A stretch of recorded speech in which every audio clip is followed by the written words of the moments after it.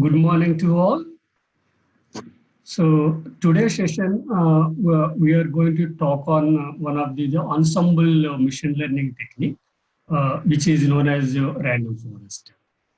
And prior to that, just we recollect the last two previous sessions. So what we learned so far.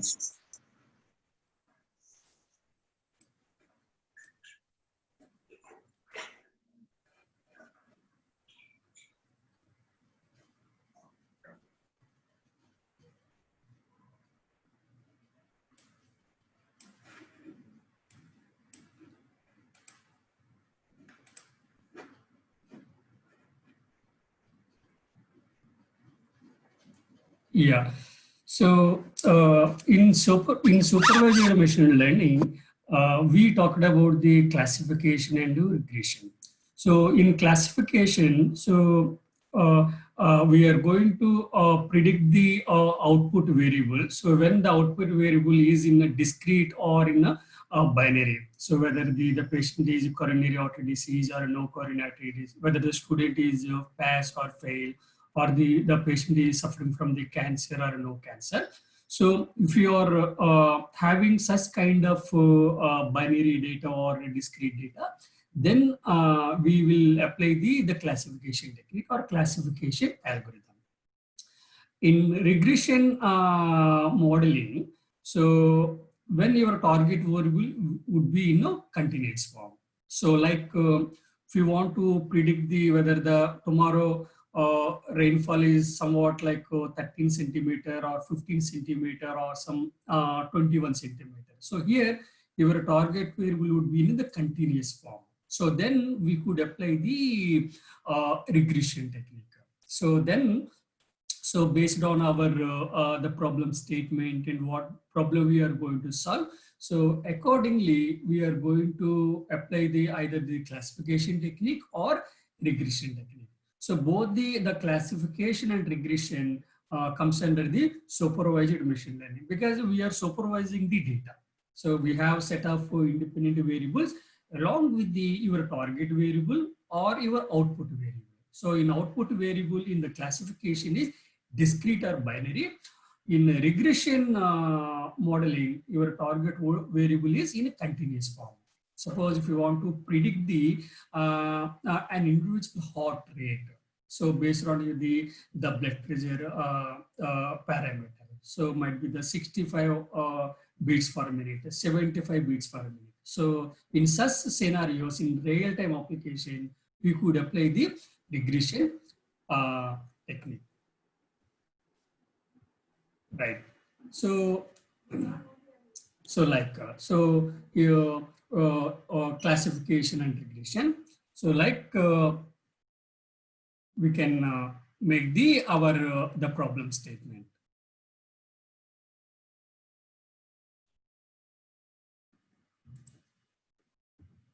Right. So the previous sessions, we talked about some of the classification algorithms like logistical regression, K-Naive, disease entries, and support automations. So today we are going to talk about one of the ensemble technique, which is known as the random forest. So which is a very outstanding algorithm for many real-time applications.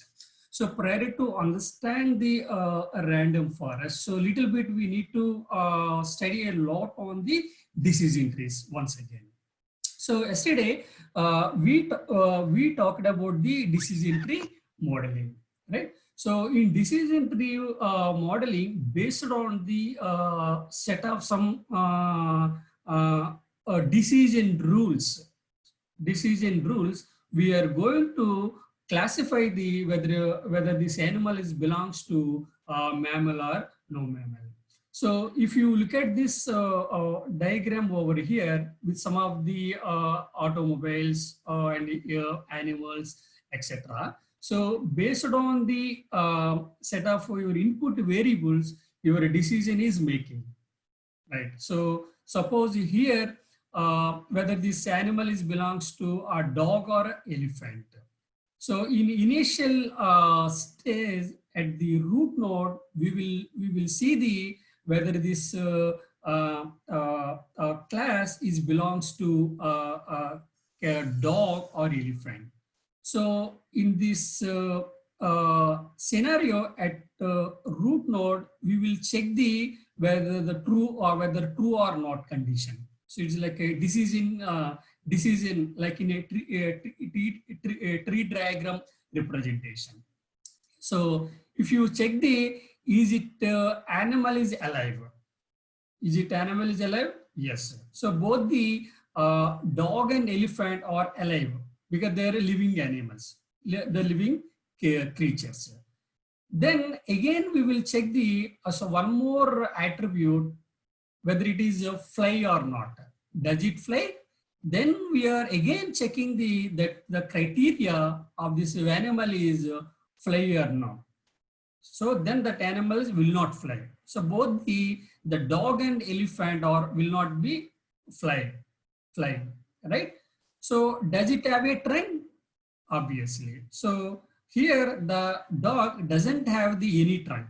So like we can classify the your target variable based on the some of the rules. So like in a tree diagram representation, our decision tree algorithm is going to classify the whether this class is belongs to animal or no animal, whether it fly or no fly. Such scenarios we could apply the decision trees modeling.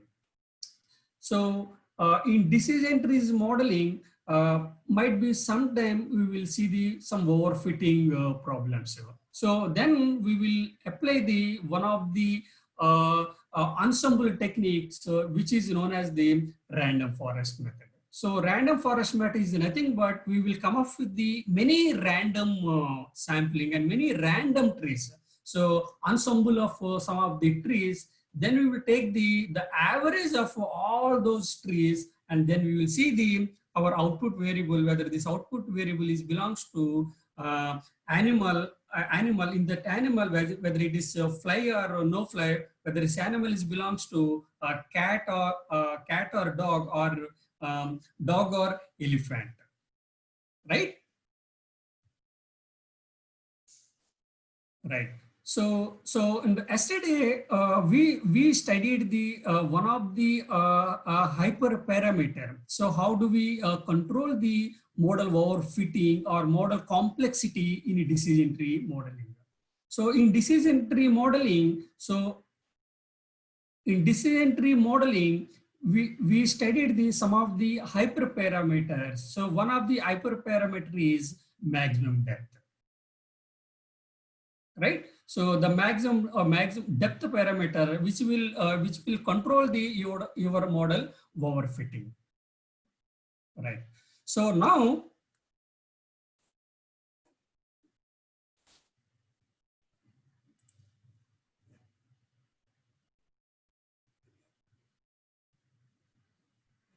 right. So random forest. So random forest is an ensemble of trees and not just one tree. So in decision trees, so we are splitting the data based on a single decision split. So whereas in the random forest, so we could come up with the many random sampling, many random trees, and then we will take the mean of those output variables.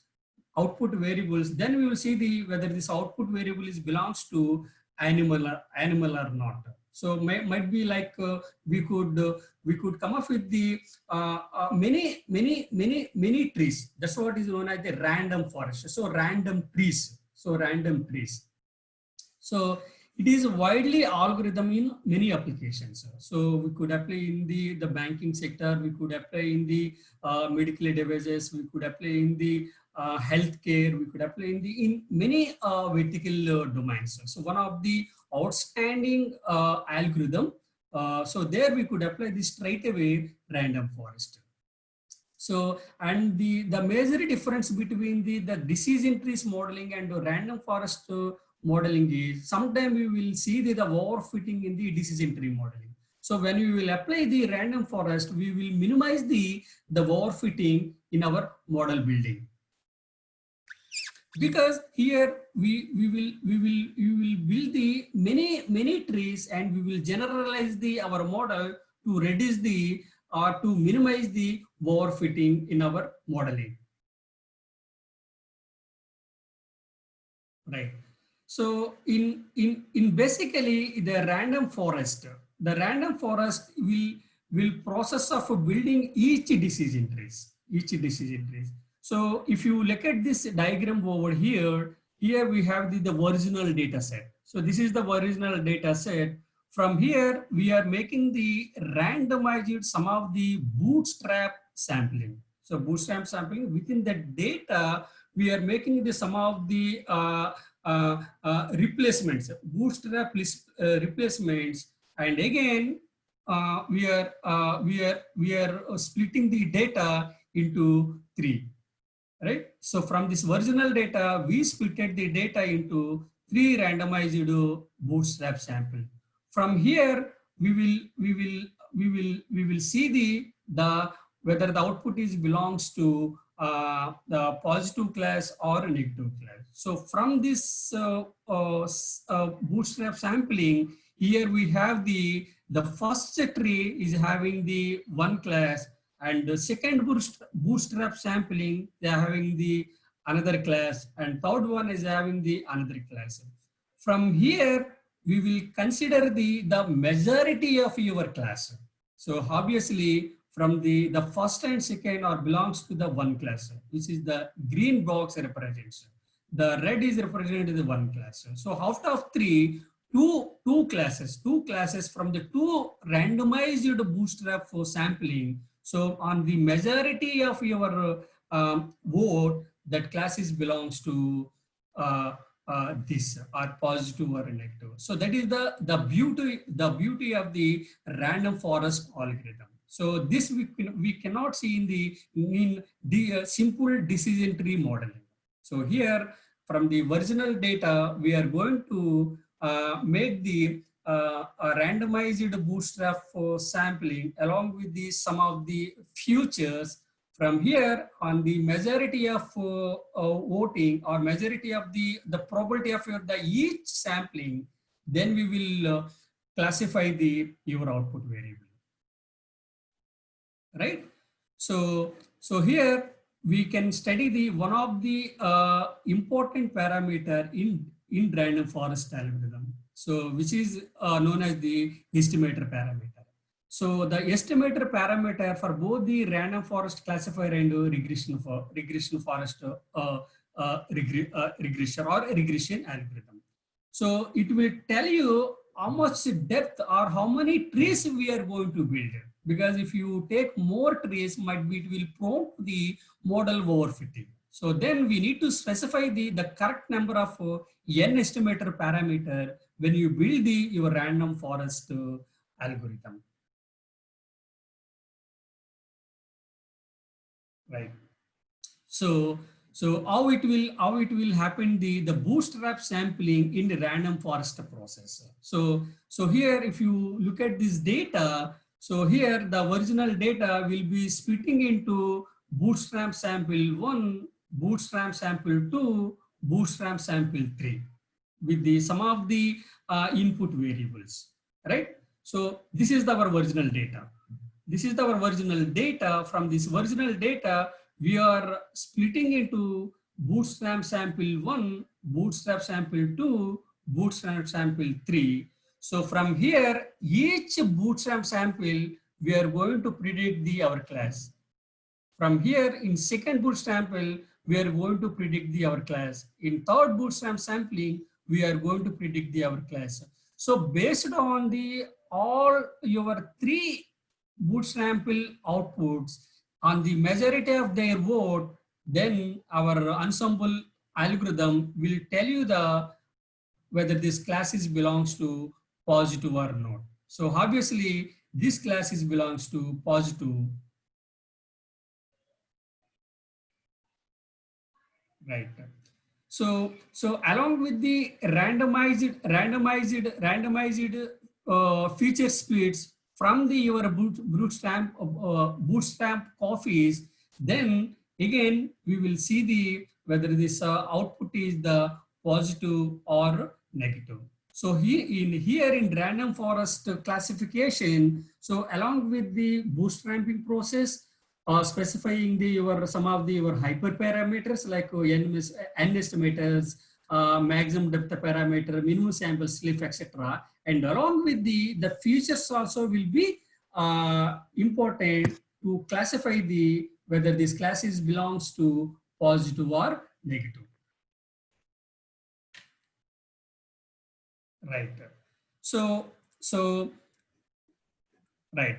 So from the bootstrap sample one, so that class is belongs to positive, which is in the green. If you look at the those positive and negative class, the positive class obtain the 0.6 probability, where negative class obtain the 0 probability class from the bootstrap sample one.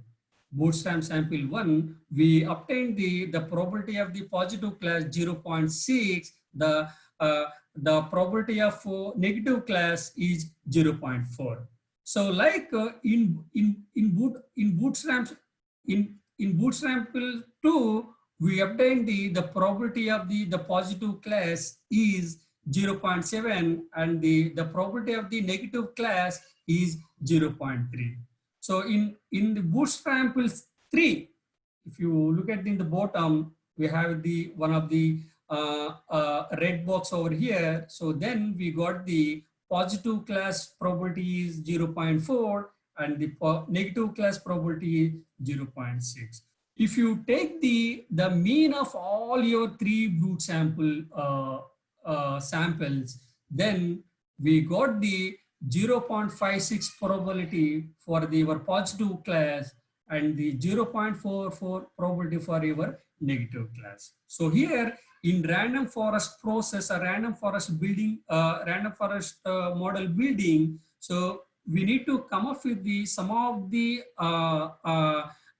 decision trees, not like one decision trees. We build many decision trees. From those decision trees, we will take the mean average of all those classes. Then on the majority of their voting, then our classifier is tell you the whether this class is belongs to the positive or negative.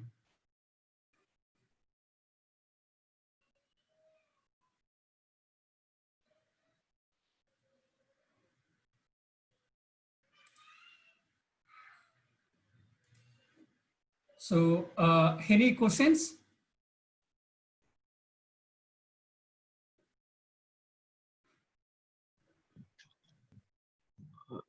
If you have a question, please raise it. Shivakumar Guturu raised hand. Shivakumar, go ahead. Yes, sir. Can you please say me about that bootstrap? What is that bootstrap? I can't get that. Yeah. I am able to understand the positive and Okay. negative classes, but what is that bootstrap? I can't get that. Right.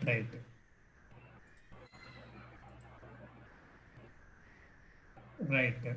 So bootstrap is the selection of the random samples from your original data. Suppose this is the original data. You have the some of the 10 data points over here. From there, you will take the random samples.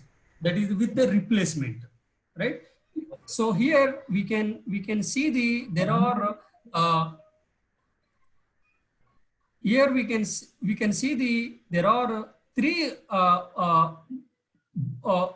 bootstrap samples. This is the sampling 1, this is the sampling 2, this is sampling 3, right? So this is the nothing but the bootstrap, because you are randomly selecting the samples from the your original data with the replacement, right?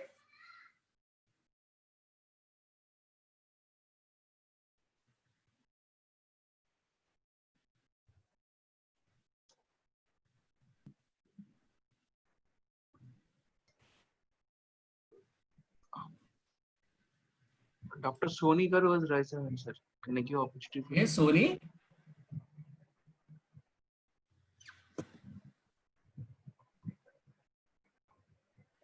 Ma'am, I can unmute the mic and can. Sir, just I want to know if I'm working with an application and try to classify something, then how I compare which algorithm is good by seeing the accuracy of the model or anything else? Yeah, very good question.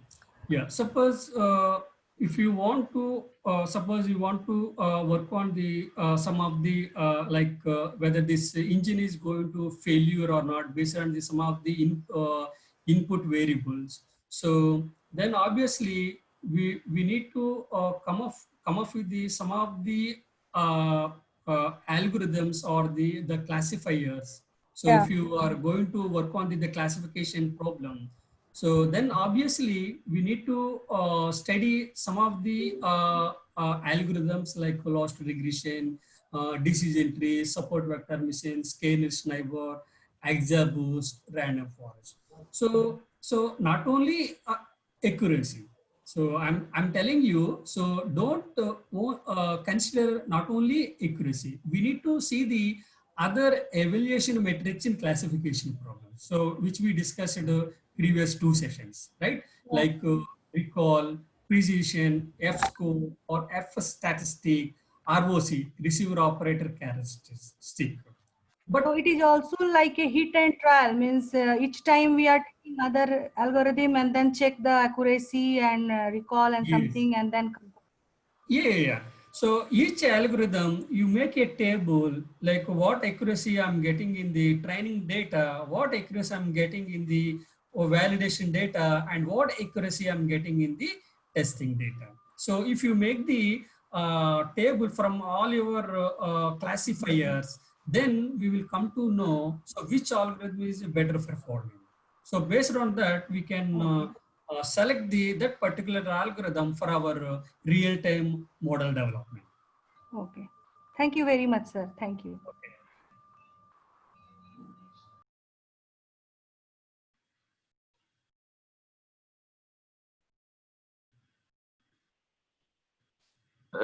Can I give opportunity for Balaji Garu? Yes. So good morning, sir. Okay. Sir, can you please explain with example, sir, a random forest process? We understand the model. If it is some real-time example, means it will be better. I think so. Yeah. So we consider the 1 hour real-time data set, that is the hot data set. So now we are going to work on that model, right? Okay, sir. Thank you. So this is so I think you need to understand the process of between the decision trees and the random forest. Both are might be the somewhat more like in random forest. So might be we cannot encounter any overfitting if you come up with the huge data or the vast data.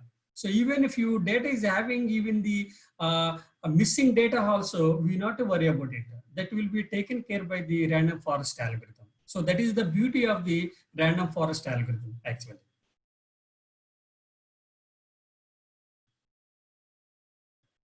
So any questions?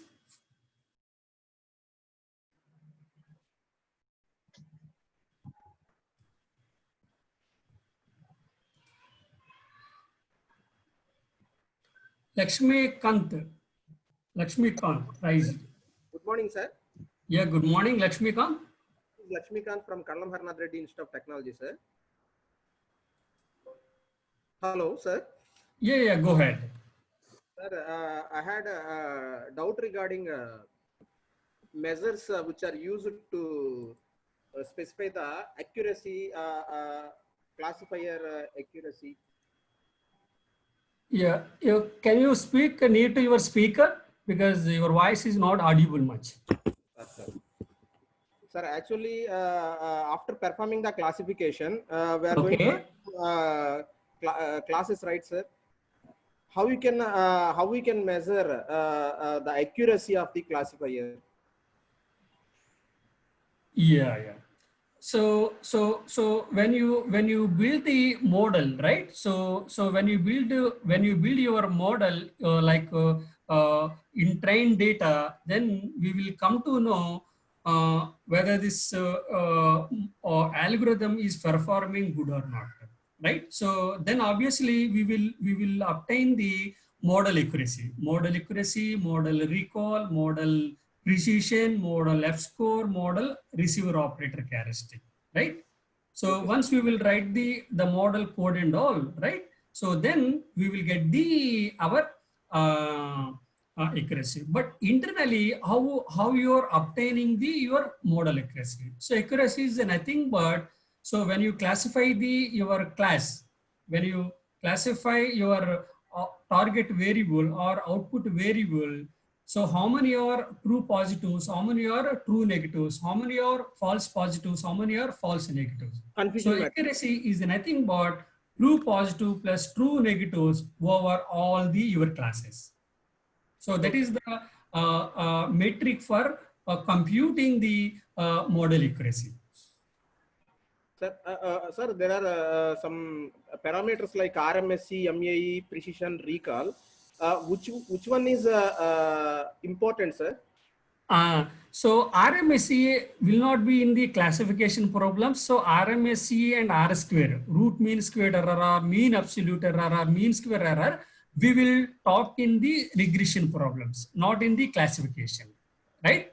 Okay, sir. So in classification, the evaluation matrix would be accuracy, precision, Sir. recall, F1 score or F1 statistic, and ROC, receiver operator characteristic, area under curve, AUC.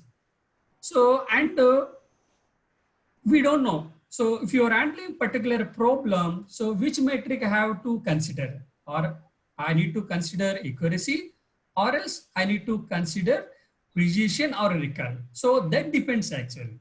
So, and, right, are you getting my point? Yeah, yes, sir. Yes, sir. Yes, Yeah. sir. So here we need to look into our problem statement first of all. So if you want to reduce your false positive now, so because sometimes I want to reduce my false positiveness in my data, because I don't want to expect more false positive. Because in the false positive sense, actually those patients are not having the disease, but my algorithms classifying them as a disease people. Sir. That will bother me a lot. So like then we need to reduce the false positives in our data. Okay, sir. Right? So then we need to think about the precision. So precision is nothing but true positive versus true positive plus false positive. Sometimes if you want to reduce our false negatives means actually they have the disease, but their algorithm is predicted as a no disease. The example, obviously, the doctors will send them if they have disease also. So then obviously we consider the recall or sensitivity, and vice versa. We need to think about which evaluation metric I need to consider and how do we evaluate our model. So that depends on our data experimentation. Okay, sir. But on top of that, simply we look at the accuracy in primary level. So what accuracy we are achieving, that is the we can consider. So then we need to worry about all these which metric we need to consider, or precision or recall F1 score. In primarily we look at the model accuracy. It will tell you whether this model is performing good or bad. Okay, sir. Okay. Sir, thank you. Sir, thank you, sir. Okay. Okay. We have clarity regarding this.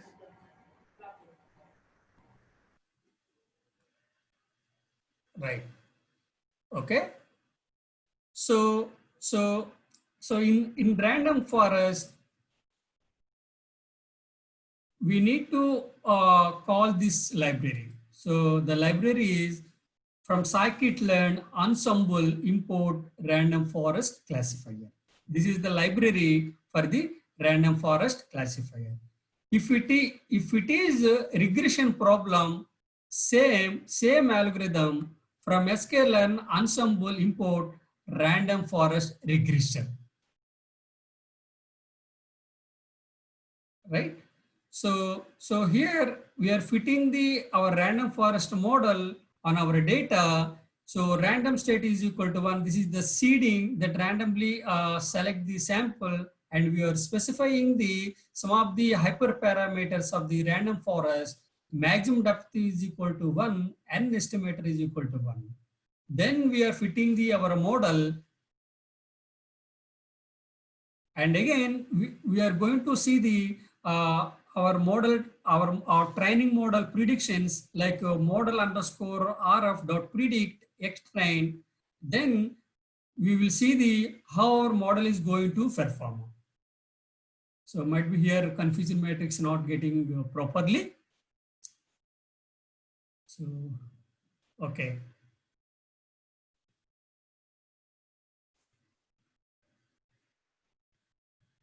Right. So here we got the model accuracy is 0.66, and cross validation accuracy is 0.64, and testing data we got the 0.62. So in random forest modeling, we need to do some of the model hyperparameters to reduce the model complexity. Right? So in random forest modeling, so we need to talk about the n estimators, depth parameters, minimum sample split, and minimum sample sleeve. So these are the important parameters in random forest classification. So here we are specifying all those grid level hyperparameters, and we are making the one function dict. Then we are plugging into all those hyperparameters over here. Then again we are checking the model, which parameters are we are going to feed into our final model. So after this Gritches cross validation, then we obtain these are the hyperparameters. So maximum depth parameter is 8, minimum sample sleeve 2, minimum sample split is 5, and n estimator is 500. Right. So now those hyperparameters again we feed into our random forest classifier. So with those the best hyperparameters of your random forest classifier. So here, so maximum depth is equal to 8, n estimator is equal to 500, minimum sample sleeve is equal to 2, and minimum sample split is equal to 5. So then in training model, we got almost 96% of accuracy. In cross validation, we got the 0.64, and in training, we got the 70% of model accuracy. But here we are encountering even after model hyperparameters tuning, though we are encountering the model overfitting, because this is the very limited data. So when you apply the random forest classifier, so obviously we need more data actually. So then it will perform well.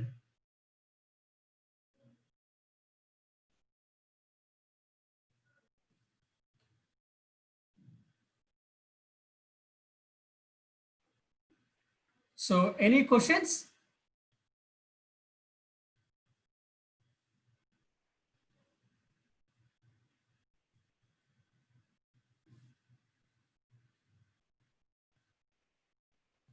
M. Karuna.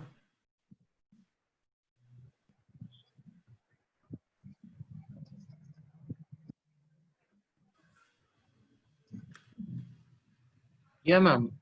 You can communicate.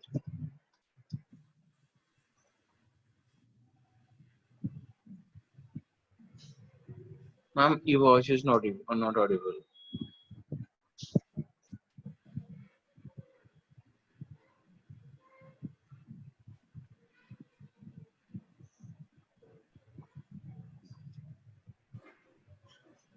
Ma'am, your mic is unmuted and you can speak.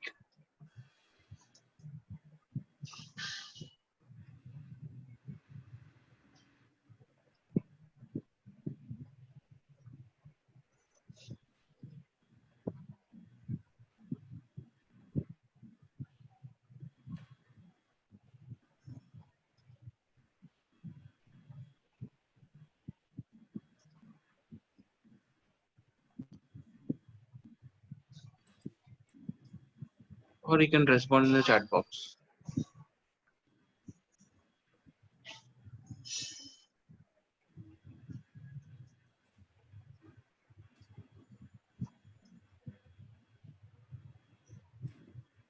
Sir, we didn't get any response. Any questions? If you have any queries, please raise your hand. I'll unmute you.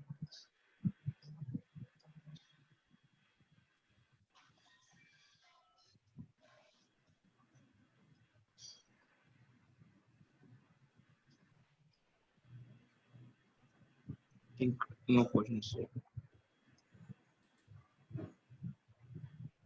Yeah, we got a chat in the chat box. Um,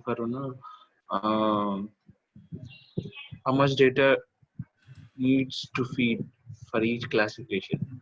Data size. He's asking a data size. She asked me a data size. Yeah, sure. So how much data needs to be fed to each classifier data size? Yeah, very good question.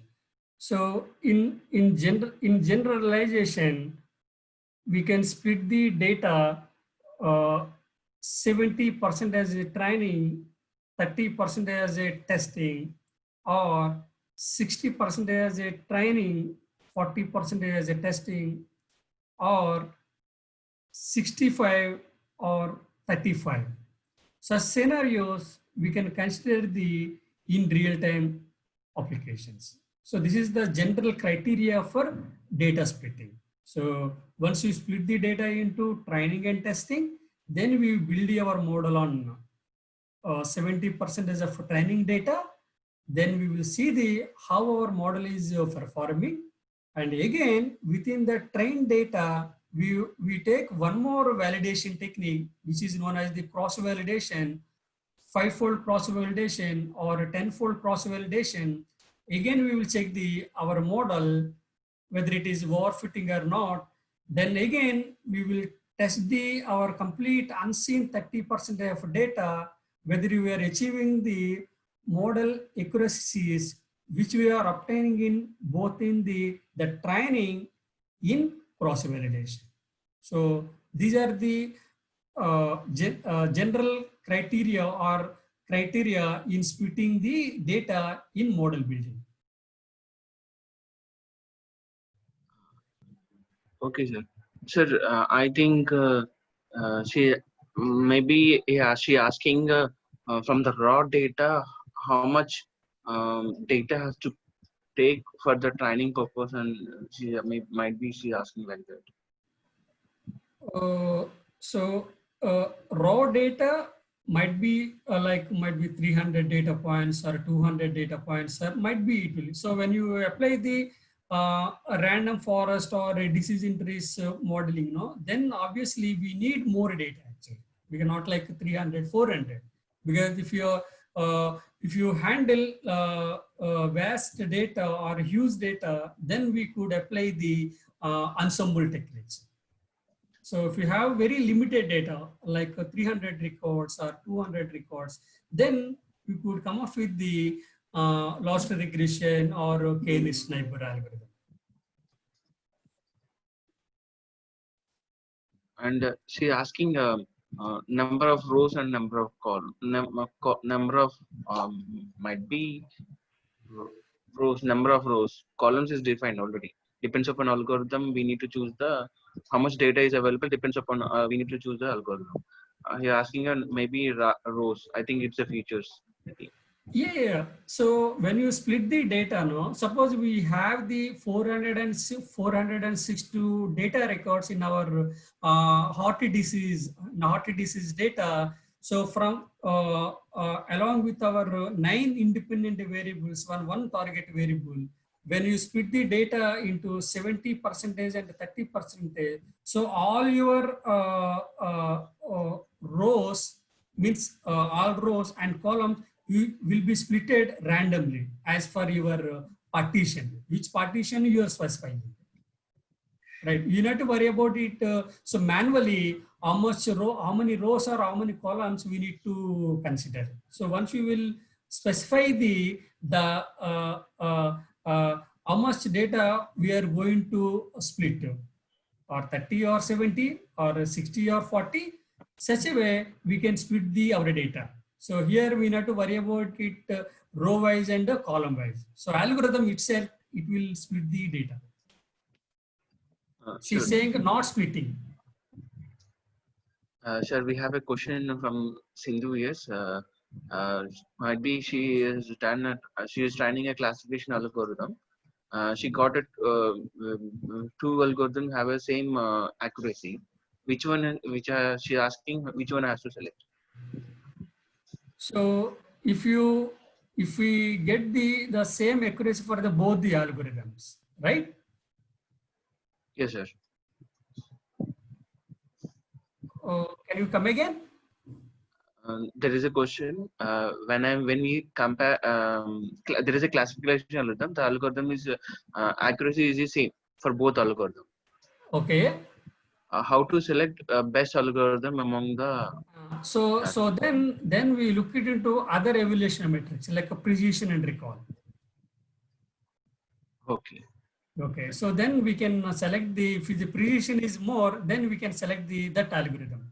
If your precision is low for the first algorithm, then you will simply ignore the first algorithm.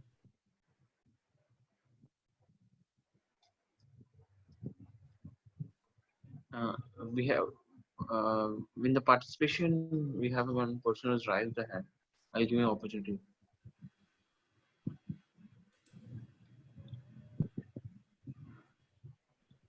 Sir, you can unmute and you can talk. I request you, Nagina.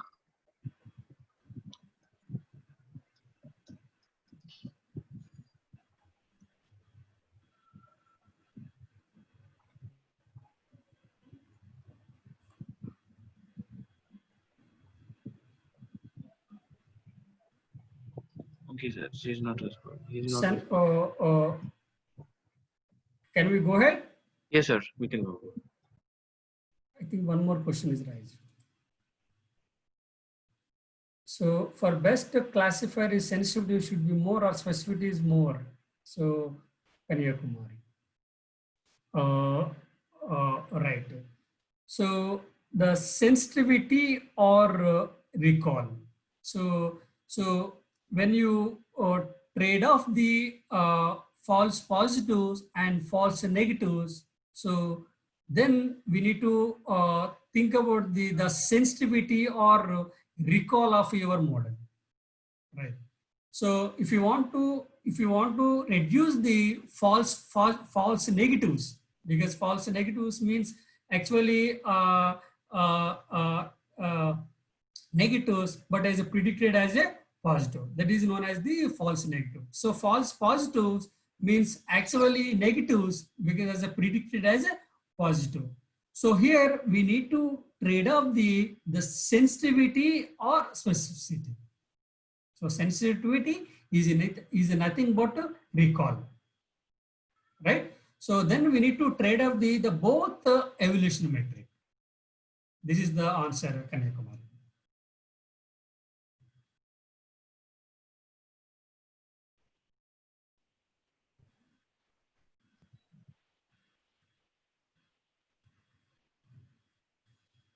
Okay, so from here we are concluding the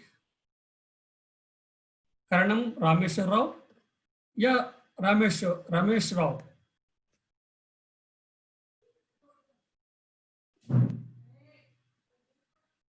You can unmute and it's speak.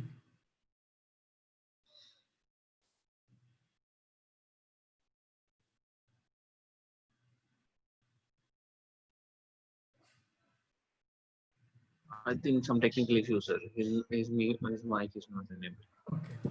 So we completed supervised machine learning. So in supervised machine learning, so we talked about the classification. So in classification, we studied some of the classification algorithms like loss regression, K-ness and neighbor, disease in trees, support vector machines, random forest. So now we are going to talk on regression algorithms, right? So from here, we will take the quick break and we will come back. Now 9:56, sir. We'll have a session with the 10 o'clock. Yes, yeah. 4 minutes break. Yeah. Yeah, we'll have a break, 4 minutes break. We'll meet up at 10 o'clock. Thank you.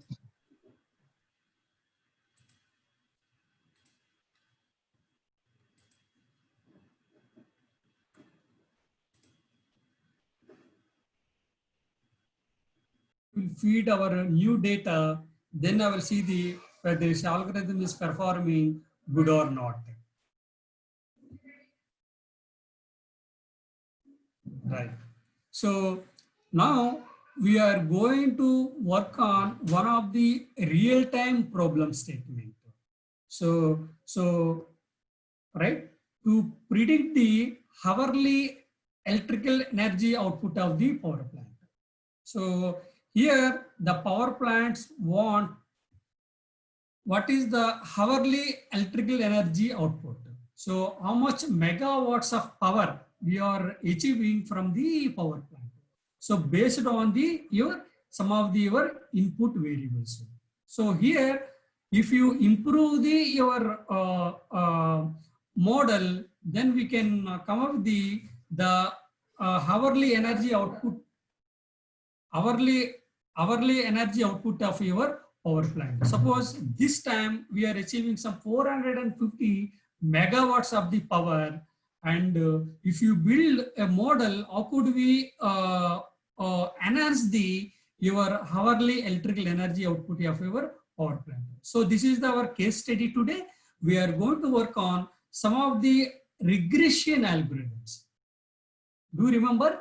So here we are not going to work on any classification. So classification, so where your target variable would be in a discrete or in binary, or 0 or 1, or pass or fail, or cancer or no cancer, or a disease or no disease. So here we are going to work on the continuous variable. So where your target variable is in continuous form, not in the discrete or binary, right?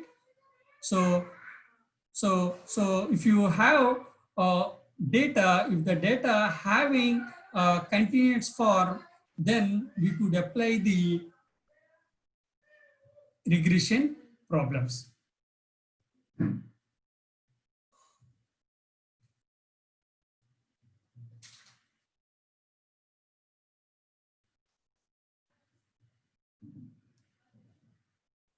Right.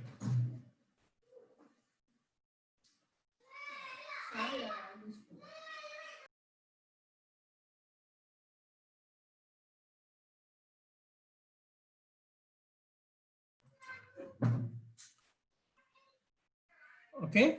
So these are the libraries we are going to call from our environment. So pandas, numpy, seaborn, matplotlib, etc. Right.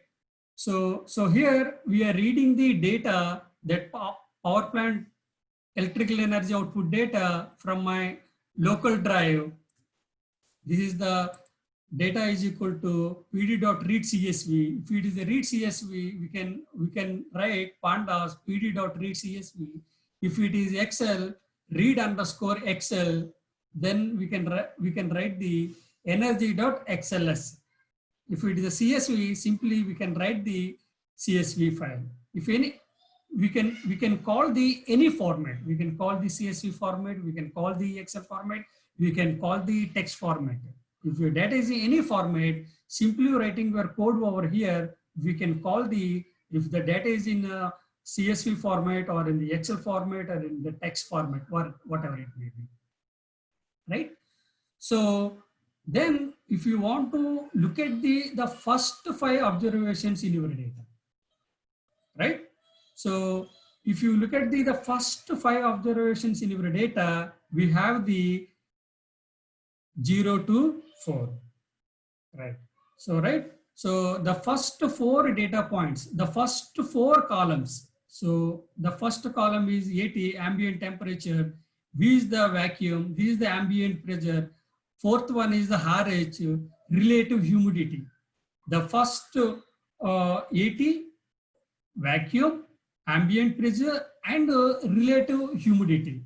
So those 4 variables are independent variables, and the last column you can see the P, power energy, power electrical power energy, hourly basis.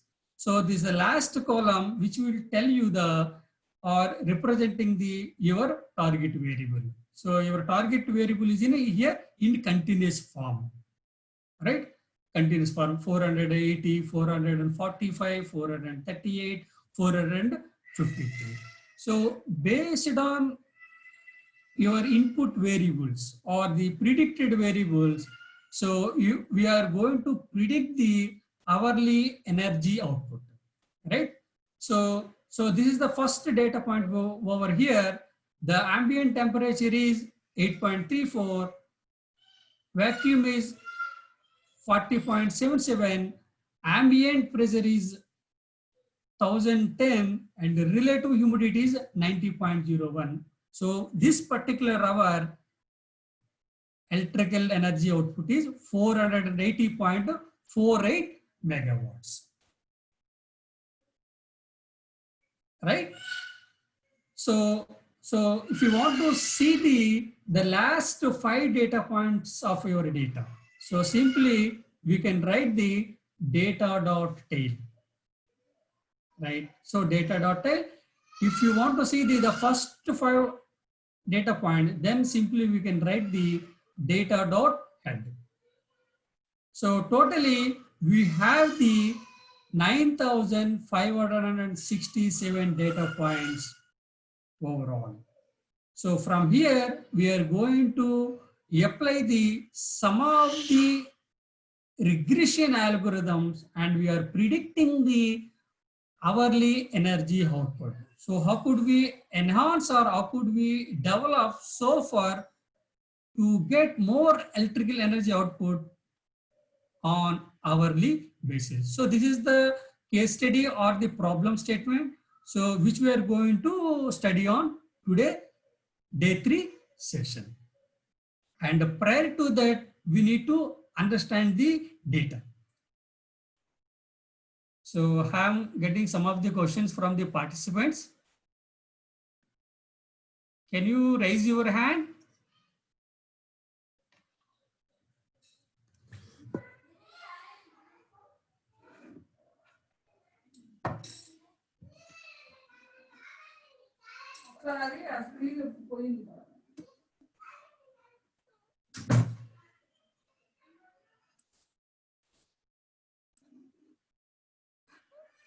Can you hear me? Yes, sir. I can. No one raised the hand. No one? But Okay. I can find in the chat box one of Lalita asking a formula for P. P is our output variable, just simply the output variable. That is the target variable. The power energy we just written as a PE. So that is our output variable. Sri Sharan, tell me, Sri Sharan, what is your question? Sir, good morning, sir. Very good morning. Sir, my question is, if you don't mind, can you explain prior probability, likelihood, and marginal likelihood, sir? Can you come again? Prior probability, likelihood, and marginal likelihood. So likelihood and maximum likelihood. So those might be you can study in a logistic regression. So prior probabilities and post probabilities, but in the generalized probabilities, like any even in the classification technique, so we could come up with the prior probabilities and post probabilities. So maximum likelihood you're talking, right? Yes, sir. Yeah, so might be the and later I will come back to you on this. Yeah. Yes. Okay, so one of the important, so because so how could we come up with the probability of your class, right? So based on your sigmoid or logic function, so how could we evaluate the maximum likelihood function in the Yes, loss regression, or most of the time in the probability based like a naive base, etc. Right? Might be later I will come back to you on that maximum likelihood. Yes, sir. Okay. It's about a class without any further information, sir. Okay. Yeah. No. So see, in classification, no. So in that algorithm, so it will evaluate the maximum or maximum likelihood. So in that, based on that, our class is going to classify that probability. Are you getting my point?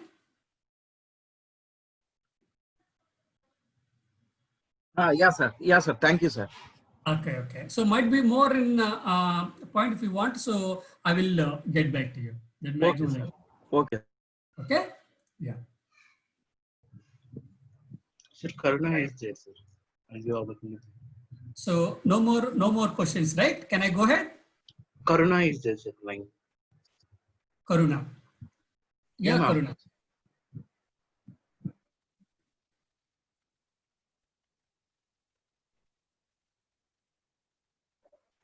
Ma'am, your voice is not audible.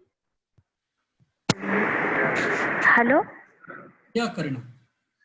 Sir, are you getting my voice, sir? Hello, sir. Yes, I'm getting your voice. Yes, Audible? sir. Here you said, here you mentioned data dot shape 9568, 5. So means 9568 rows and 5 columns. So I'm asking here how much rows, minimum rows needs to be imported to each classifier. That I want to know, sir. Minimum data shape, sir. Minimum rows and maximum rows. How the data set should be. Yeah. So here, so now we are going to so make the work on the regression problem. So not the classification first of all. That we need to differentiate, right? Okay, sir. Yeah. So the classification and the regression, because most of the time so might be confused. It's like so in supervised machine learning we talk about classification, we talk about the regression, because even in I've confused sometimes. So where could we apply the classification, where we could apply the regression. Okay, sir. So now we are going to work on the one of the case study predicting hourly electrical energy output from a power plant. So based on some of your input variables, am I right? Yes, sir. So here, but I want to see how many data records we have so far. Then simply we can write the data.shape.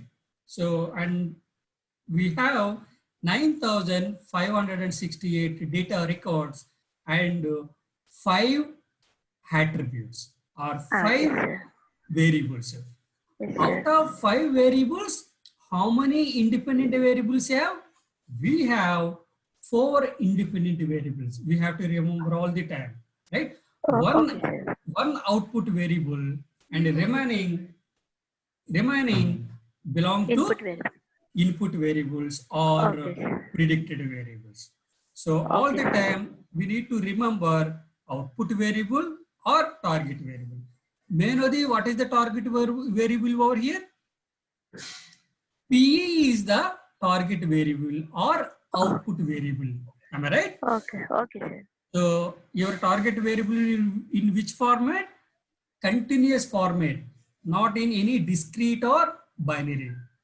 0 Okay. or 1, pass or fail, cancer or no cancer.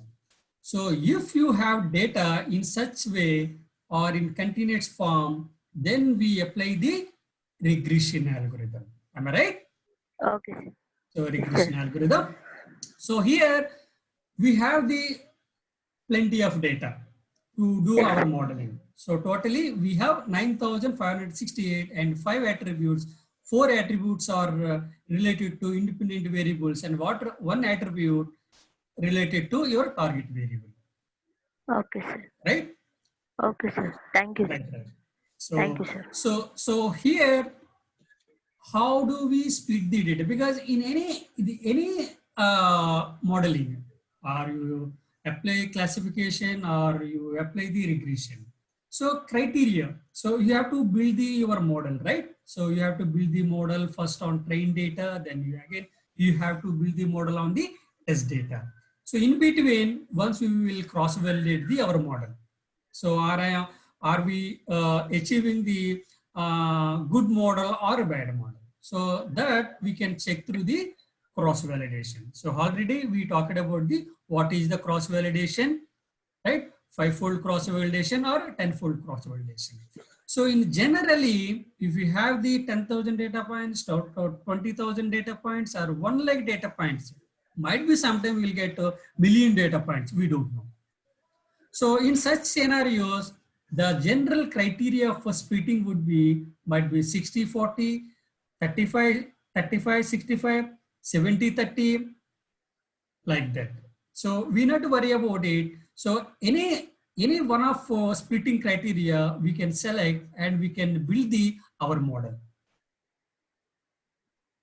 right?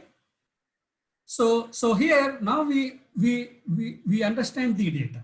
So in data contains how many data points we have or how many data records we have. So totally we have 9,568 data records or data points from after we have 4 independent variables, 1 target variable over here. So target variable is P in our label. So power energy. So now our objective. Now we have the data. So what is our objective? The objective is prediction of electrical power output from a power plant using some of the regression algorithms. Right? So here we are going to apply some of the regression algorithms like linear regression, multiple linear regression, k-nearest neighbors, decision trees, linear SVM, non-linear SVM, and random forest. So even KNN, decision trees, support vector machines, or random forest, same for classification as well as for regression. If it is the classification problem, the same algorithm. If it is the regression problem, we can come up with the same algorithm. Right. So now we will study the simple linear regression. So now we will build the model using the simple linear regression. So if you look at the difference between the linear regression and multiple linear regression, the funda is the same, but where you could apply the simple linear regression, where we could apply the multiple linear regression. So this is the basic question for you all.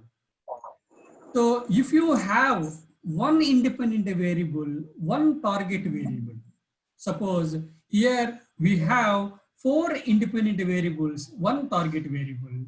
So if you have only one independent variable like ambient temperature with your output variable PE, then we could apply the simple linear regression. Right. So if you have more than one independent variable, along with your output or target variable, then simply we will apply the multiple linear regression. This is the very simple, right? Okay. So right. Right, in regression, in simple linear regression, we talked about the simple linear regression and multiple linear regression. So in multiple linear regression, we study only one independent variable and one with your target variable. If you are working on the multiple linear regression, MLR, then you can see the more than one independent variable along with the your target variable. So here I got the question from one of our team members. Can you speak?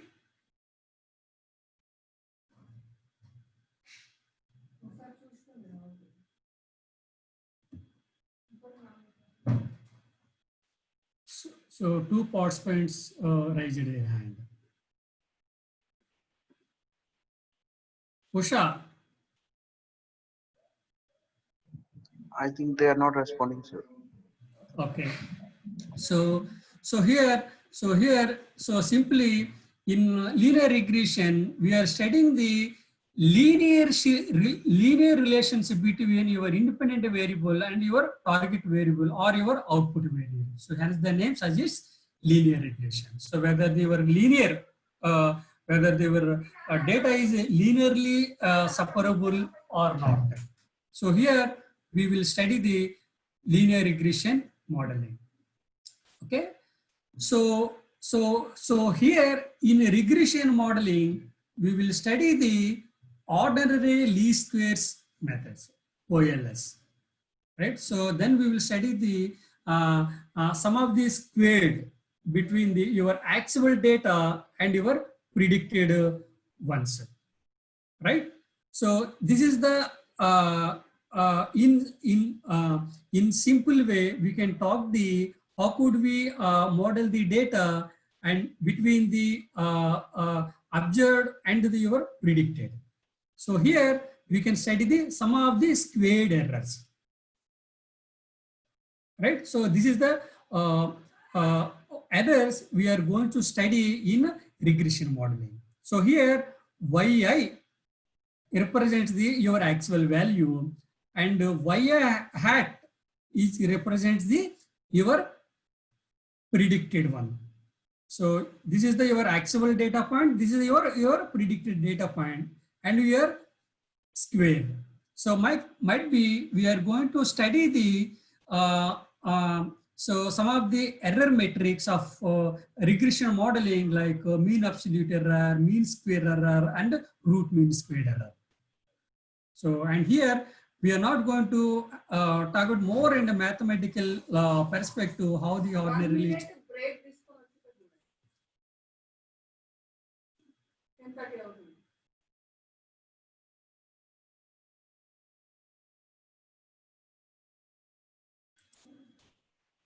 Hello?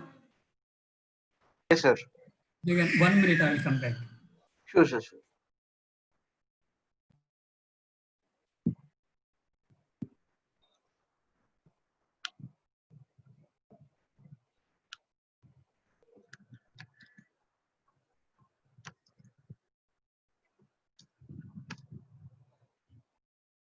Meanwhile, I can find the drive link. I can find the drive link is available in the chat box. In the drive link, what are the resources?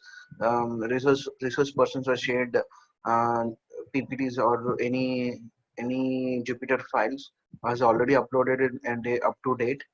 Okay, and recorded sessions also is available in the same drive link. That is already I posted it in the chat box.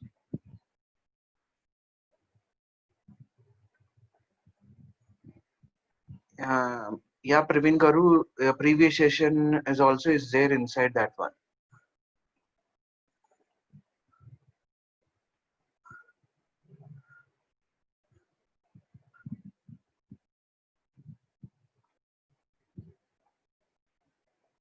No, they are completed recorded sessions.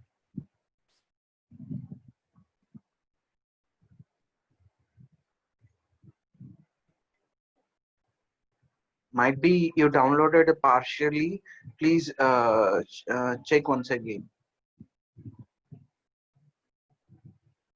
Yeah, sir. Day wise, session wise, I kept into the drive link. Please find there is a three videos is there. Just please check it.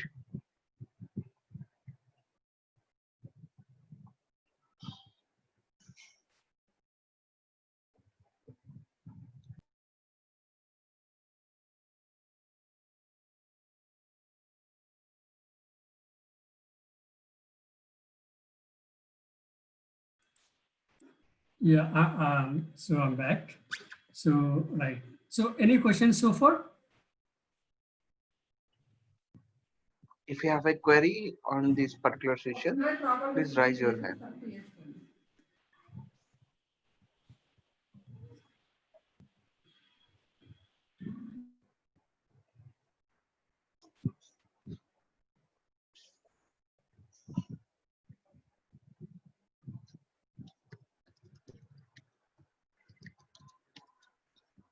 No questions.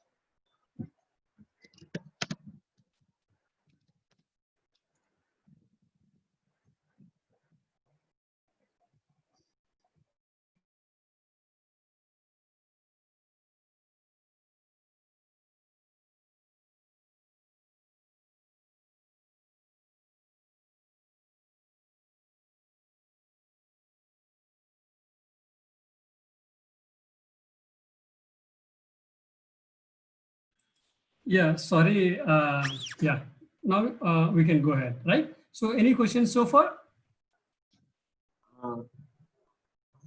I think no one responded, sir. I think we can continue.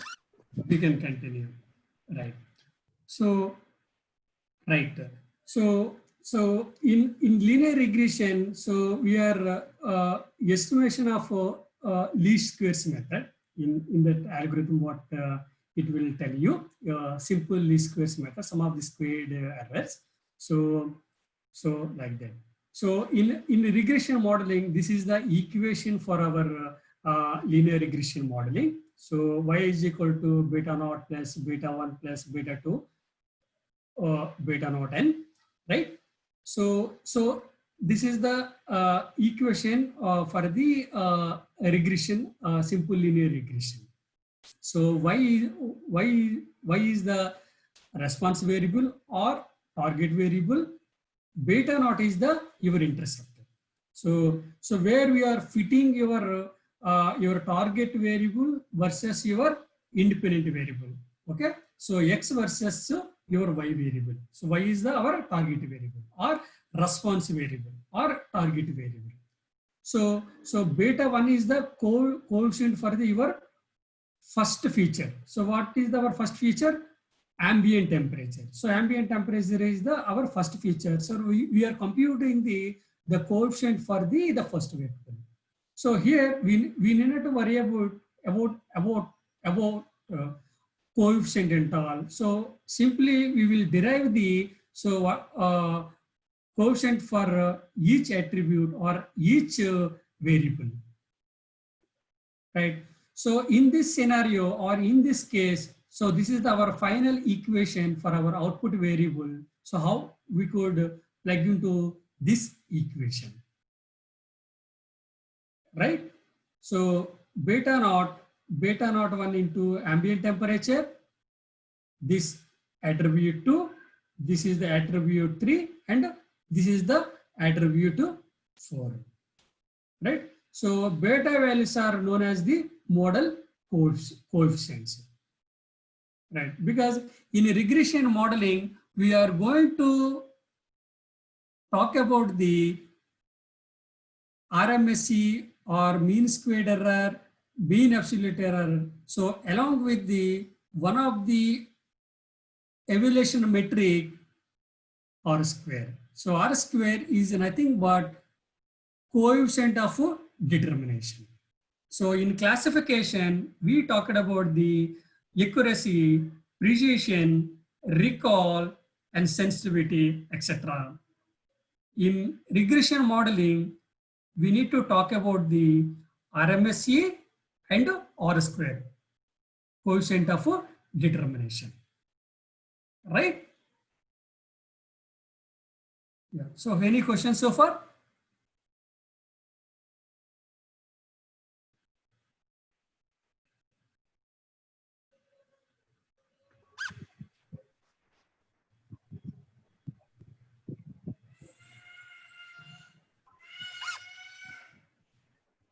Okay. Okay. So, right.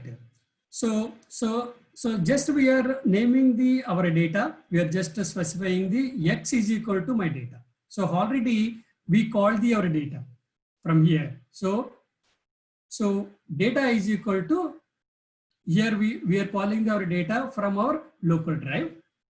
So then simply we are naming the data into my one of another format. X is equal to data of all of our independent variables. So ambient temperature, vacuum, ambient pressure, and relative humidity. And here we are specifying our output variable or response variable or target variable. Y is equal to data P. So P is our output variable or response variable or target variable, right? So this is the 2 lines of code in Jupyter Notebook. So X is equal to data and Y is equal to data of your output variable. And already we experienced how could we split the data into training and testing. So already we seen in the classification problems, so how could we split the data into training and testing. So this is the library for the data splitting. So we can call the library from scikit-learn model selection import train test split, right? So then we are partitioning our data. We are partitioning our data into training and testing, X-train and X-track. So X-train is our training data. X-test is our testing data. So here Y-train is, that is response variable or output variable for our X-train data. Simply we are writing such a way for our data splitting. And Y-test is output variable for our X-test over here. So then we are asking the train test split of my data. So already we designated the X is equal to data and Y is equal to data of our output variable, right? So we are splitting into 70 into 30. So here we are not specifying any particular ratio. Test size is equal to 30 or test size is equal to 25 or test size is equal to 40. If you are not specifying your test size, by the default, it will split the data into 75% for training and 25% for testing, right? So after the splitting, we can see how much data belongs to training, how much data belongs to testing. So totally we have 9,568 data points. After splitting for training and testing 75 into 25, then we got the 7,176 for the training and 2,392 for testing. Funny, can you tell your question?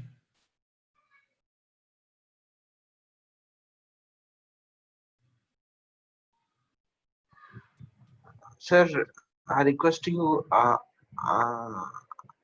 unmute your mic. Hello. Yeah, fine. Yes, sir. Sir, how can we conclude that 75% data is to be for training and 25% of data should be for testing? Can't we go Okay. for 20%? Can you come again? He is asking a ratio of the training and testing. Okay. Why can't it be 80 and 20%? Yeah. That is very good question. We can go for the 80 and 20, 75, 25, 75, 60, 40. Yeah, we can go ahead. So that's what we need to experiment the data with the different splitting criteria. Sir, what amount of percentage we should be considered, sir, so that we get optimal results? So in the generalization, so if I suggest 80 and 20 all the time, you will go with the 80 and 20. So that's what I would not say that. So better to experiment the data with the different partitions. Like what you are mentioning, 80 into 20, 75 and 25, 60 and 40, 70 into 30. So all these four we can experiment and we can see the how much error we are getting, right? But obviously we can go for 80 into 20, not an issue. Sir, which method we are using, sir, here? Is it regression or a plan? Yeah. So yeah, very good question. So when we will apply the regression, when we will apply the classification. So here we are applying the regression. Funny. Why? Because here we are going to predict our electrical energy over here. So here what is the output variable over here? PE is your output variable. So PE is your output variable. The output variable in which nature? In continuous form, in continuous format. So if your output variable is in a continuous format, then we will apply the regression techniques or regression modeling. So, right? So when we will apply the classification, Discrete when data. your output variable is in a discrete or binary, 0 or 1, pass or fail, Okay. right? Okay. Cancer or no cancer, Okay. win or no win, rain or no rain, such scenarios. So that's what we need to differentiate based on your problem statement. If it is your problem is regression, then obviously your target variable is in a continuous form. So might be sometime you will confuse based on the data understanding. So which algorithms we are going to apply, either the classification algorithm or regression algorithm. And straight away you have to look at your data. What is the data? So data understanding is very important prior to any modeling. If your data is having continuous form, means your target variable is in a continuous form, then we will apply the Regression. You have to remember. Thank you, sir. Right? So now we got the difference between the classification problem and regression problem. Yeah. In previous sessions, we talked about the prediction of coronary artery disease. So in coronary artery disease, we have the 9 attributes or 9 independent variables and 1 target variable. So in the target variable is telling you whether the patient is having the heart disease or no heart disease. So like a 0 or 1 or CHD or no CHD or cancer or no cancer. Because there our target variable is in a binary or in a discrete nature. Whereas in a regression problem, our target variable is in a continuous form. Here you can see what is the output variable here? PE is your output variable.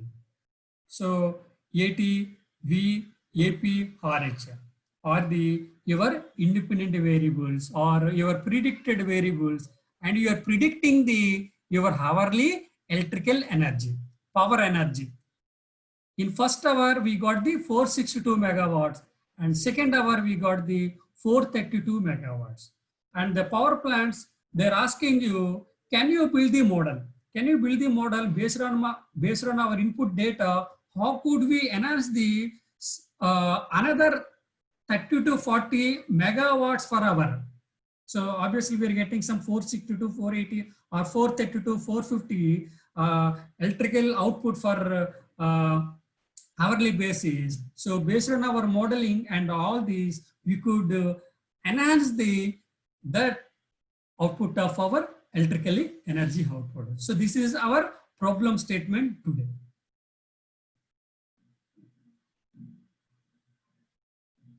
Right. Okay.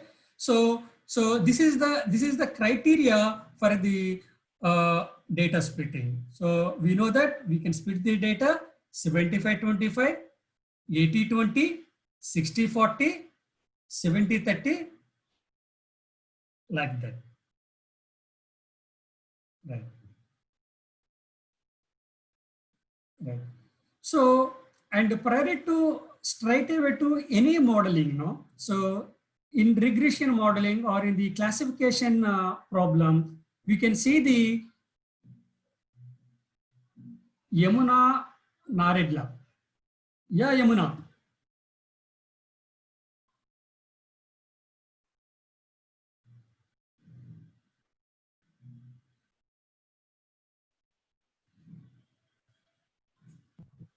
Yeah, ma'am.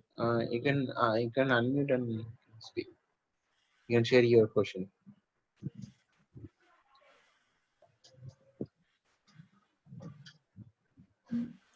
Yeah, Yamuna, can you tell me your question?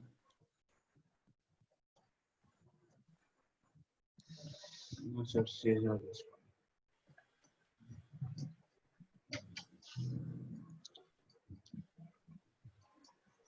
Yes, Risharan.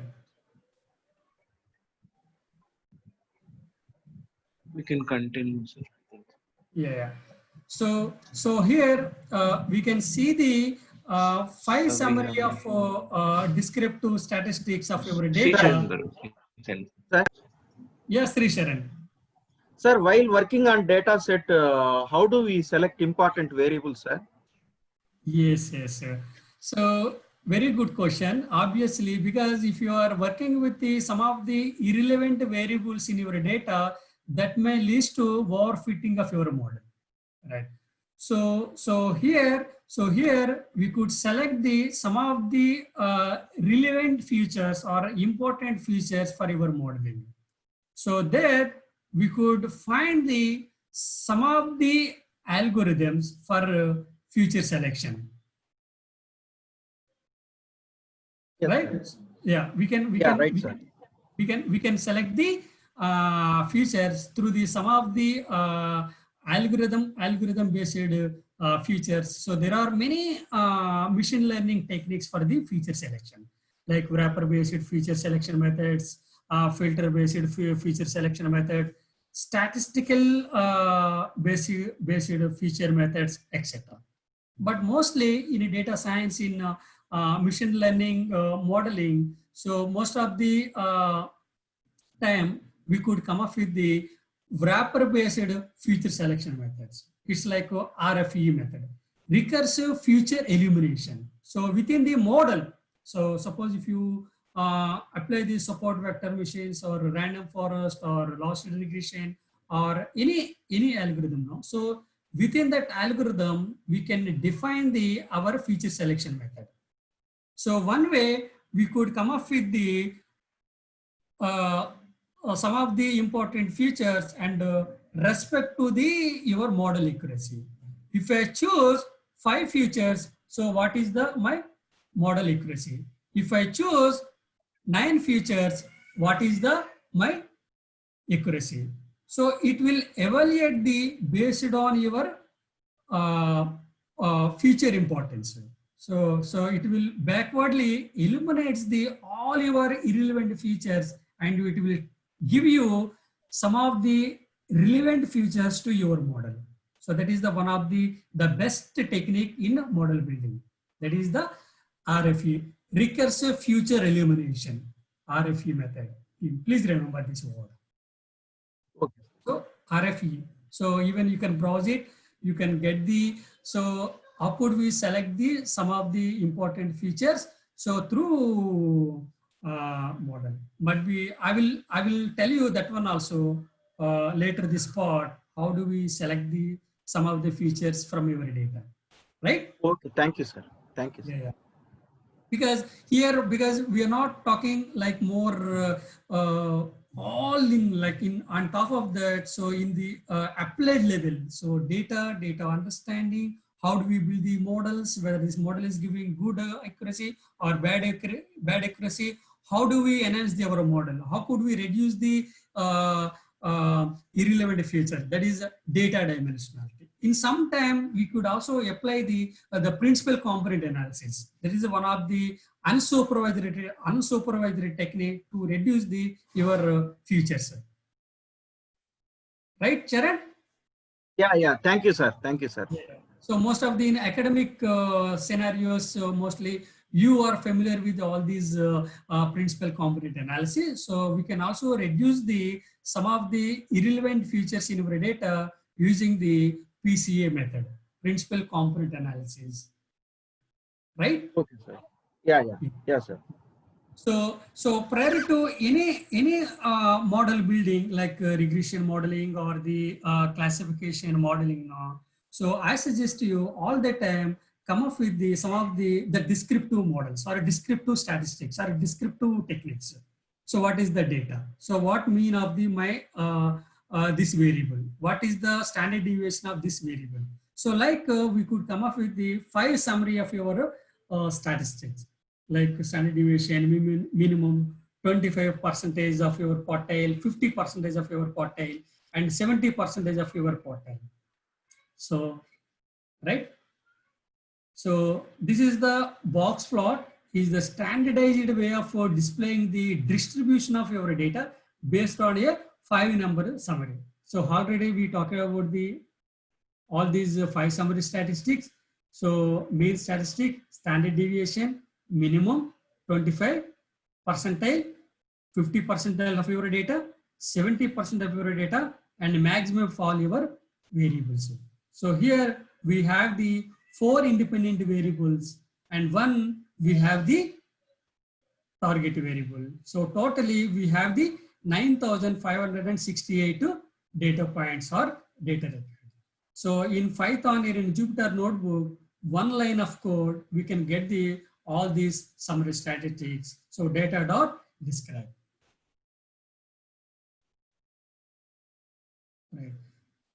Right. So you can refer and you can get the more, what is the quartile, what is the 25th percentile, 75th percentile, and maximum and all. So sometimes we encounter the outliers in our data, because outliers will harm our model. So that's what we need to eliminate the outliers. So outliers are not good for our model. So we can see outliers are from below 25th percentile. Now after 75th percentile, which we don't want, simply we can eliminate those outliers. This is one of the outlier detection or outlier analysis in our modeling. Simply plotting the box plot for our data, we come to know any outliers in our data, because outliers are not useful for our modeling. Right? So this is the one way we can represent our data in box plot. Okay. So now we are going to build the simple linear regression on our power plant data, how we are achieving. So are we achieving good model or not? Right. So then we need to import the simple linear regression library from scikit-learn, from sklearn linear model import linear regression. Right. So then we are initiating our library. So linear regression. So you can give your name linreg, linear regression is equal linear regression. We are initiating our library over here. Then we are fitting the model. So first of all, we build our model on trained data. So 70% of the trained data. So then we will learn it. That is the machine learning, right? So data lens. Then we will get the output of our variable, whether we are getting the more error rate or lower error rate. Right. So and then we can also derive the model intercept and model coefficient. Okay. So this is the model intercept. So model intercept is 447 megawatts per hour. So based on your data, we are achieving the optimal electrical output is 447 megawatts. So this is our overall output based on your intercept value. So these are the coefficient values. So we not to worry about all these coefficient values here. Then. So when we work on the regression modeling, so accuracy is not the criteria for our evaluation. So then we will apply some of the regression evaluation methods for this regression modeling. So those are mean absolute error, mean squared error, and root mean square error. So then we are evaluating the error between your actual versus your predicted.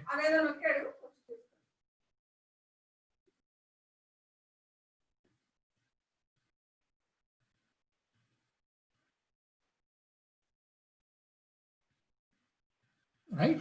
So then, and one more important evaluation matrix in regression modeling is R square. So do you have any questions so far over here, team?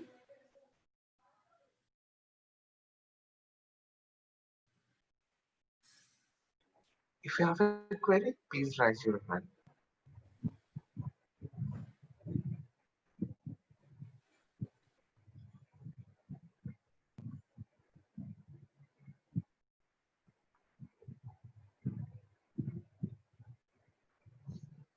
Sir, in the chat box, if we have a question from Sri Chendu.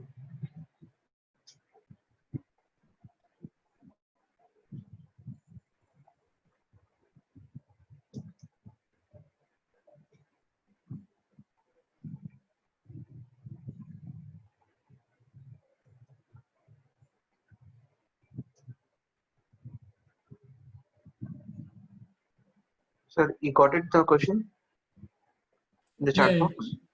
Yeah. Can you, which one? Chat box, in the chat box. So Shodhakar is asking about the random state is equal to 1. Just we are specifying the random state is equal to 1 or random state is equal to 1, 2, 3, random state is equal to 4, 5, 3. Just we are specifying the data splitting to get the randomized samples. That is it.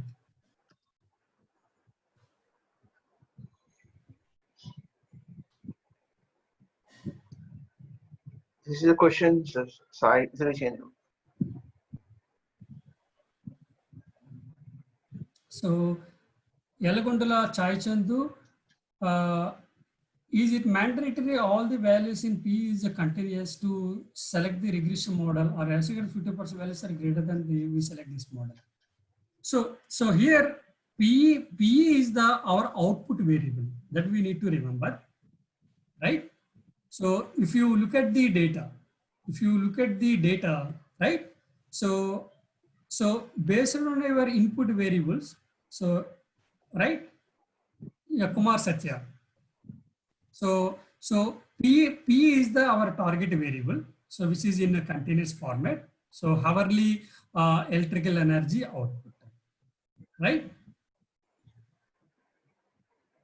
And then we are building our model. So how could we enhance our hourly electrical energy output? So here we need to build the model like training and testing. Yeah, Ravindra.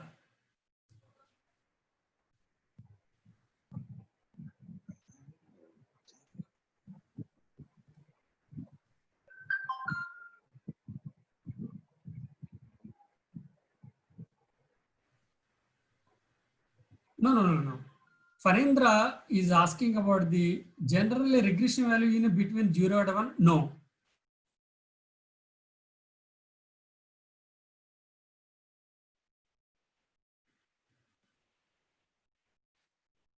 No. So in between 0 and 1 in classification, not in regression modeling. So here we are estimating the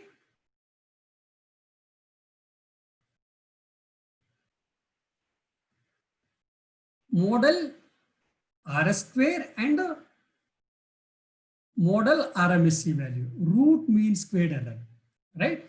So, and I suggest you, most of the time we consider the root mean squared error. It means that, so how many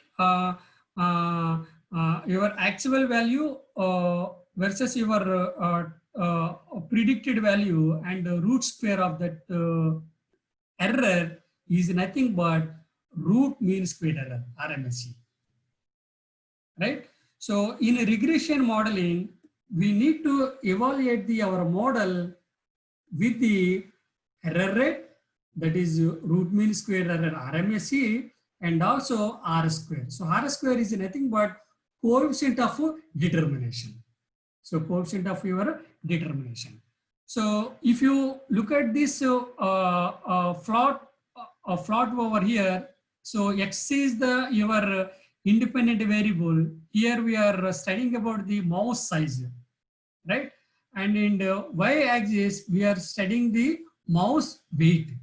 So how your mouse size means size is related to your output variable. So output variable means y variable over here. So whether my independent variable is linearly related to my output variable or not, right? So here we can compute the R square from given your input variable and your output variable. So by computing the variance, mean of the variance and the variance, and you plug all those values, and then you will get your R square value. So R square value is nothing but for your independent variable, you are explaining your target variable. That is known as the coefficient of your determination, right? So here we got some, for generalization, I'm talking over here. So here we got the 81% of R square. So coefficient of determination, right? So it means that here mouse size and mouse weight related, and it accounts for 81% of the variation. Suppose if you are getting the 81% of our input variables over here. So what are the variables over here? So here we have the 4 independent variables. So ambient temperature, vacuum, ambient pressure, relative humidity. It means that 81% of all your 4 independent variables are explaining your output variable. Here the P is your output variable.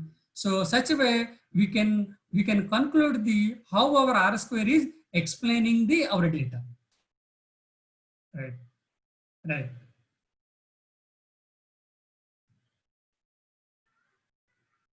Right. So any questions over here?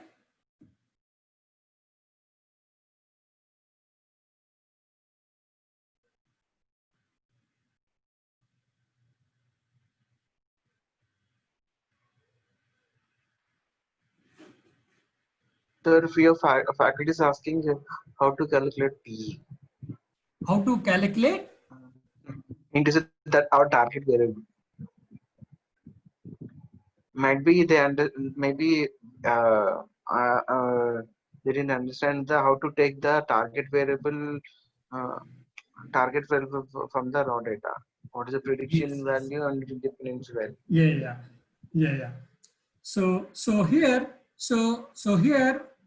So here we are building our model, right? So using the simple linear regression algorithm.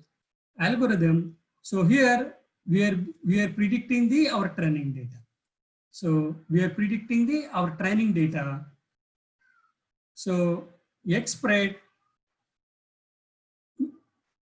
is equal to linear regression. So already we defined the linear regression, and we are predicting the training data, 75% of our training data. So now we are checking we are looking into our regression evaluation metrics. So whether our model is performing good or bad. So here we study the RMSE, one of the error metric in a regression modeling, root mean squared error, and R square or coefficient of determination in our training. So for these two evaluation metrics, we need to call these two libraries. That is, from sklearn import matrix, from sklearn matrix import R square. So here we are calling the error rate and R square for our training data. So what is the error rate for our training data? We got almost 4.5 error rate. So all the time your electrical energy output from your actual versus your predicted plus or minus 4.5 megawatts difference. Am I right? Yes. So almost we are getting the 468 megawatts. The mean of the hourly electrical energy output is 468 megawatts per hour.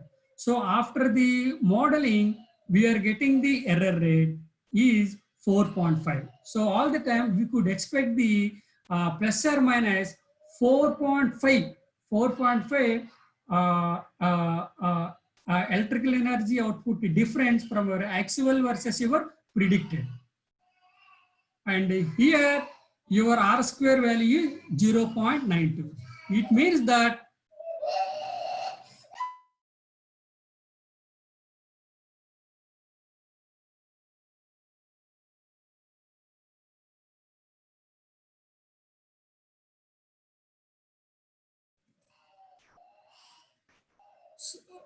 so here we got the R square is 0.92. It means that 92% of your independent variables are explaining your target variable. So that is the R square, the coefficient of determination. So almost 93% of your independent variables are well explaining about your target variable.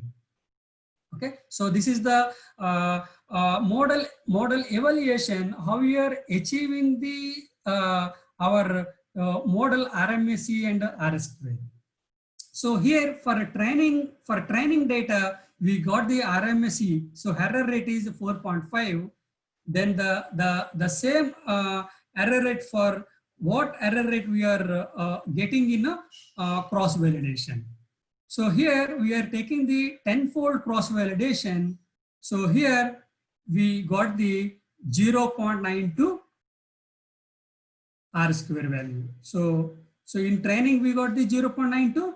In 5-fold cross validation also we are getting the 0.92. So now we will look into the error rate for the testing data.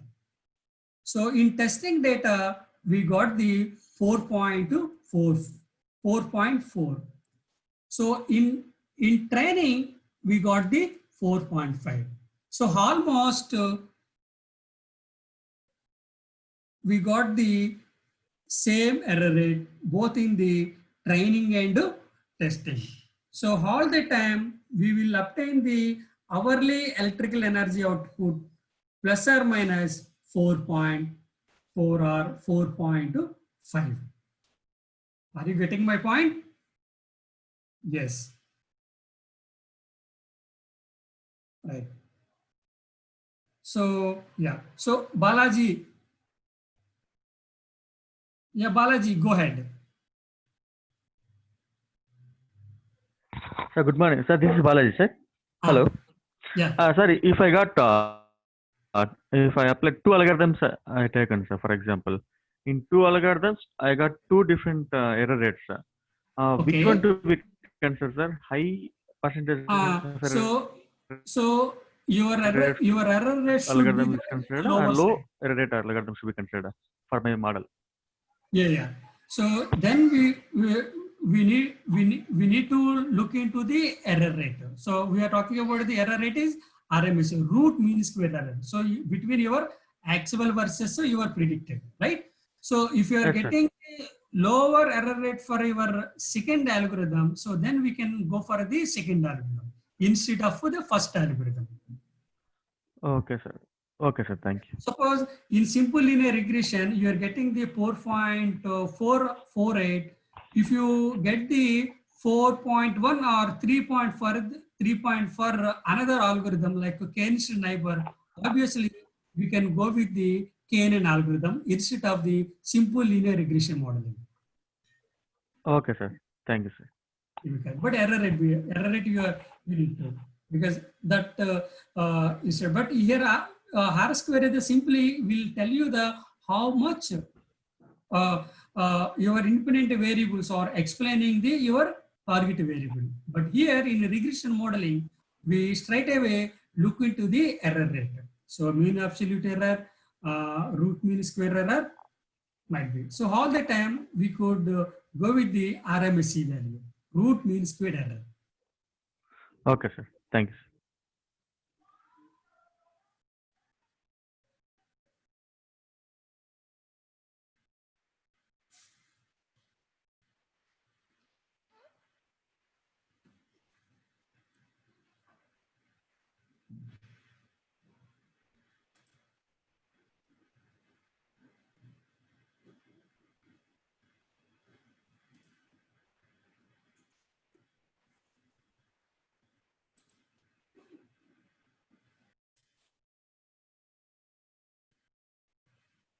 So Phanindra, between SVM and linear regression, which can give more accurate predictions?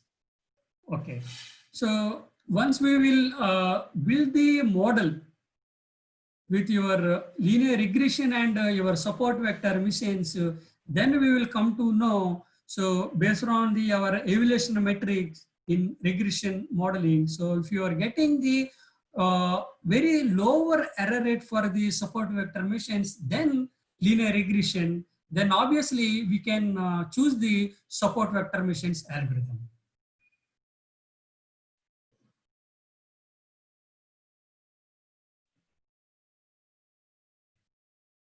Yeah.